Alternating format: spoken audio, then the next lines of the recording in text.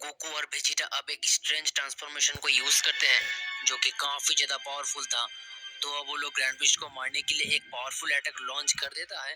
तभी यहाँ पर बोरिया आ जाता है और ग्रैंड बिस्ट को लेकर वहां से चले जाते हैं। गोकू और वेजिटा फाइट करते करते टायर्ड हो गया था, तो अब वो लोग जमीन पर लेटे रहते हैं। सभी लोग ये सब कुछ देखकर काफी ज्यादा शॉक हो जाता है। पिकोलो अब कहने लगता है, हे गोकू, यहाँ पर असल में हो क्या रहा है? गोहान भी कहते हैं, फादर, क्या आप ठीक हो? मिस्टर वेजिटा, क्या आप भी ठीक हो? गोकू कहते हैं, हाँ मैं अब लगभग ठीक हूँ। वेजिटा कहने लगते, डैम, हमने इस ट्रांसफॉर्मेशन को अचीव करने के लिए कितना ज्यादा ट्रेनिंग किए थे, पर फिर भी हमने उस ट्रांसफॉर्मेशन को बस कुछ ही मिनटों के लिए यूज कर पाए थे। हाँ, ज्यादा देर के लिए तो नहीं, पर हम जब इस ट्रांसफॉर्मेशन को अचीव किए थे तब हम और भी कम समय के लिए यूज कर पाए थे। पिकोलो अब कहते हैं, बताओ तुम लोग उस टाइम चेम्बर में क्या किए थे? गोकू अब कहते हैं, हम उस टाइम चेम्बर में काफी टाइम के लिए थे। वेजिटा अब कहते हैं, हाँ हमने उस टाइम चेम्बर में कहीं मिलियंस ऑफ ईयर से लॉक्ड थे। वेजिटा की ये बातें सुनकर गोहान और पिकोलो काफी ज्यादा सरप्राइज हो जाता है।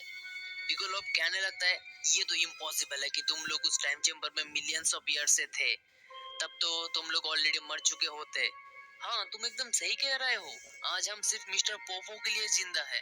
Thank you mister Poopó. Gohan भी मिस्टर पोपो को थैंक यू कहते हैं। मिस्टर पोपो ने ही हमारे प्लेनेट के लिए ड्रैगन को बुलाया था और वो हमें इमॉर्टल बनाने का विश किया था। वेजिटा भी अब मिस्टर पोपो को थैंक यू कहते हैं।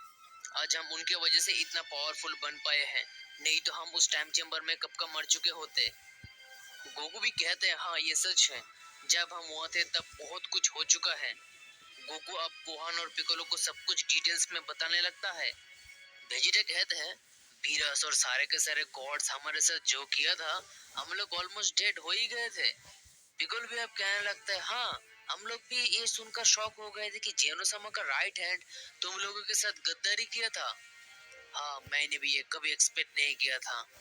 हम ग्रैंड पिस्ट को ऑलमोस्ट मार ही दिए थे। हमने काफी कोशिश भी किया था, और वो आके उसको बचाकर लेके चला गया। हमारे इतनी पावरफुल अटैक से भी उसे कुछ नहीं हुआ, वो सही सलामत यहाँ से चला गया। वेजिटा अब कहने लगता है, हाँ हमने काफी स्ट्रॉन्ग अटैक किया था, और वो कहा था कि वो किसी दूसरे यूनिवर्स का द किंग ऑफ एवरीथिंग है, तब तो वो काफी पावरफुल भी है, इसीलिए हमारे अटैक से उसे कुछ भी नहीं हुआ। उसके बाद गोकू कहते हैं, ग्रैंड पिस्ट ने मुझे कहा था कि कोई ऐसा शख्स है जो कि जेनोसामा से भी ज्यादा पावरफुल है, और मुझे लगता है वो और कोई नहीं, वो वही है जो कि ग्रैंड पिस्ट को लेके यहाँ से चला गया है। क्या नाम था उसका? हाँ, बोरिया। साथ ही साथ वो ये भी कहा था कि बहुत ही जल्दी हम लोगों का दोबारा मुलाकात होगा। इससे वो क्या कहना चाहता था? वेजिटा कहने लगता है, हमें किसी भी चीजों को हल्के में नहीं लेना चाहिए, हमें प्रिपेयर रहना पड़ेगा। गोकू अब स्माइल करता है और कहते हैं, हमें और भी स्ट्रांग होना पड़ेगा। तभी वहाँ पर पिकोलो के साथ कुछ अजीबोगरीब हलचल शुरू हो जाता है। गोहान अब कहते हैं, मिस्टर पिकोलो। पिकोलो अब जमीन पर गिर जाते हैं। गोकू कहते हैं, पिकोलो क्या तुम ठीक हो? पिकोलो अब खड़ा होता है। गोकू, वेजिटा, गोहान पिकोलो का इनॉर्मस पावर को फील कर पा रहा था। गोहान कहते हैं, कौन हो तुम? तो अब ड्रैगन कहते हैं, मैं एक लौता शख्स हूँ जो कि इन सब का गवाह हूँ, मुझे सब कुछ पता है, मैं हूँ dragon of the super spheres. ये सब कुछ सुनकर गोकू के साथ साथ सभी लोग काफी ज्यादा शॉक हो जाता है। वेजिटा अब कहते हैं, आखिर तुम पिकोलो के बॉडी पर क्या कर रहे हो, और तो और तुमने हमारे साथ कांटेक्ट कैसे किया? मुझे जैसा लग रहा है तुम गॉड्स की सारे बात को सुन लिए थे। तो अब ड्रैगन कहता है, मैं किसी को भी कम्युनिकेट कर सकता हूँ, पर मुझे गॉड्स की बातों पर ज्यादा इंटरेस्ट है। तुमने पिकोलो की बॉडी को हासिल कैसे कर पाए हो? ड्रैगन अब कहते हैं, ग्रैंड पिस्ट मेरे पास आया था जेनोसामा के बारे में इंफॉर्मेशन लेने के लिए, ताकि वो जेनोसामा को मार सके। मैंने कभी नहीं सोचा था कि ग्रैंड पिस्ट के मन में ऐसा कुछ चल रहा था। मैंने जैसे ही उसे कहा कि अगर तुम जेनोसामा को मार दोगे तो सारे मल्टीवर्स का किंग्स भी बिना कुछ करे एलिमिनेट हो जाएगा, पर वो मेरे बात को इग्नोर कर देता है और मुझे मारने के लिए अटैक कर देता है। तभी मैं अपनी जान को बचाकर टेलीपोर्ट होकर चला आया। वेजिटा अब कहते हैं, तो तुम अपनी जान को बचाकर किसी रैंडम बॉडी को चूज किए हो? Random body? नहीं, तुम जैसा सोच रहे हो वैसा बिल्कुल नहीं है। बल्कि मैं पिकोलो का बॉडी इसलिए चूज किया हूँ कि पिकोलो के अंदर काफी हिडन पावर है। मैंने भी देर कर दी पिकोलो को बॉडी को कंट्रोल करने में।